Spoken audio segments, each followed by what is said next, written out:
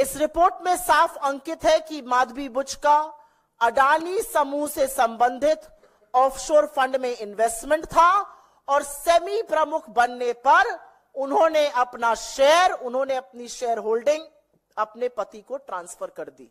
America के वित्तीय research company Hindenburg ने शनिवार को एक रिपोर्ट जारी की। रिपोर्ट भारत के शेयर मार्केट में भ्रष्टाचार को लेकर था। इस रिपोर्ट में बताया गया है कि भारत के वित्तीय नियामक संस्था यानी सेबी के प्रमुख माधवी बुच इस भ्रष्टाचार की मुख्य वजह रही हैं। कंपनी ने सेबी प्रमुख के कॉन्फ्लिक्ट ऑफ इंटरेस्ट से जुड़े रहने की भी बात कही है। हिंडनबर्ग का कहना है कि माधवी बुच और उनके पति धवल बुच टैक्स हेवन देशों बरमूडा और मॉरिशस के उन्हीं फंड में निवेश कर रहे थे जिनके साथ गौतम अडानी के भाई विनोद अडानी का संबंध था। रिपोर्ट आते ही भारत में बवाल मच गया।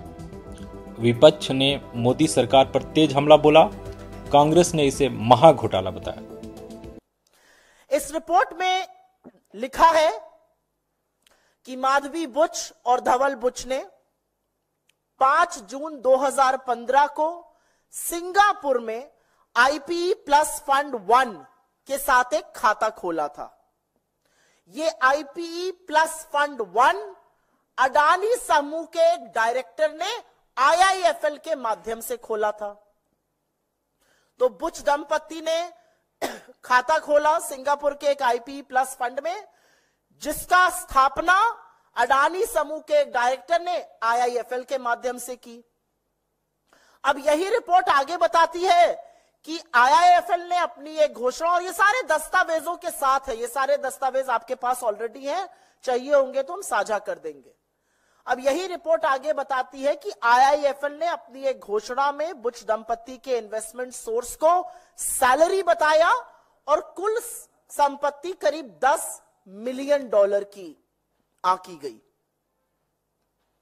इस रिपोर्ट के बाद शेयर मार्केट में भी गिरावट दर्ज की गई। भारतीय मीडिया बेसब्री से इस रिपोर्ट का इंतजार कर रहा था, क्योंकि 2 दिन पहले ही हिंडनबर्ग ने सोशल मीडिया वेबसाइट एक्स पर इसकी जानकारी दे दी थी। अमेरिकी कंपनी ने लिखा था कि कुछ बड़ा खुलासा होने वाला है। इसमें कोई शक नहीं कि अमेरिकी कंपनी ने जुटाए गए तथ्यों के आधार पर रिपोर्ट प्रकाशित की है। इसके कुछ तथ्य सेबी प्रमुख ने स्वीकार भी की है। मसलन सेबी प्रमुख ने यह कहा कि उनका यह निवेश सेबी प्रमुख के पद पर आसीन होने के पहले का है। माधवी बुच ने उस सवाल का भी जवाब दिया जिसमें आरोप लगाया गया था कि सेबी ने जानबूझकर गौतम अडानी के खिलाफ वित्तीय अनियमितताओं के मामले में कार्रवाई नहीं की है। उन्होंने कहा कि सेबी ने गौतम अडानी के खिलाफ सभी जरूरी मामलों में कार्रवाई की है। That the umpire is compromised. What would happen to the match? What would happen to the fairness of the match? What would happen to the outcomes? Gautam Adani ने भी इन आरोपों को खारिज किया है। इसे दुर्भावनापूर्ण बताया है। अडानी समूह ने कहा कि हिंडनबर्ग ने गलत इरादों से सार्वजनिक तौर पर मौजूद जानकारी को निजी लाभ के लिए जारी किया। हुआ वहीं जिसकी पहले से प्लानिंग की गई थी। इस रिपोर्ट के बाद भारत में भी बवाल शुरू हो गया।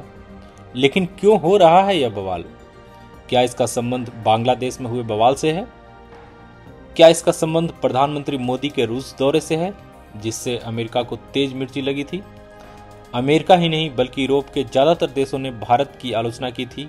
क्यों भाई? क्या हम स्वतंत्र विदेश नीति का पालन नहीं कर सकते? क्या अमेरिका किसी भी कीमत पर एशिया में वर्चस्व स्थापित करना चाहता है?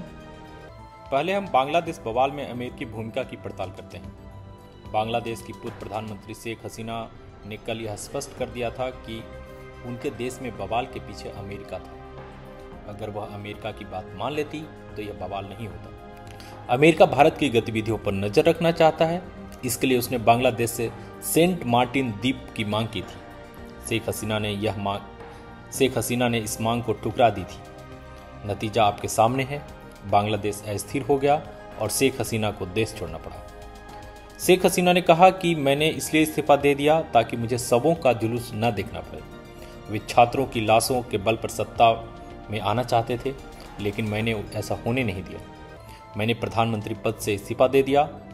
मैं सत्ता में बनी रह सकती थी अगर मैंने सेंट मार्टिन द्वीप की संप्रभुता को अमेरिका को दे दिया होता और बंगाल की खाड़ी पर शासन करने दिया होता। अमेरिका शायद भारत में भी ऐसी ही अस्थिरता फैलाना चाहता है। क्योंकि भारत ने यूक्रेन के मुद्दे पर उसकी बात नहीं मानी है। भारत ने न तो रूस की आलोचना की है और न ही रूस से तेल और गैस आयात बंद किया है। यूरोप और पश्चिमी एशिया में चल रहे युद्धों के बीच भारत का झुकाव रूस की ओर बना रहा। ईरान इजरायल संघर्ष बढ़ने के बाद भारत की भूमिका और भी महत्वपूर्ण हो गई है, क्योंकि रूस ने खुले तौर पर ईरान का पक्ष लिया है। किसी भी विश्व युद्ध की स्थिति में अमेरिका भारत का साथ चाहता है। भारत को झुकाने की अमेरिका के सारे प्रयास विफल रहे।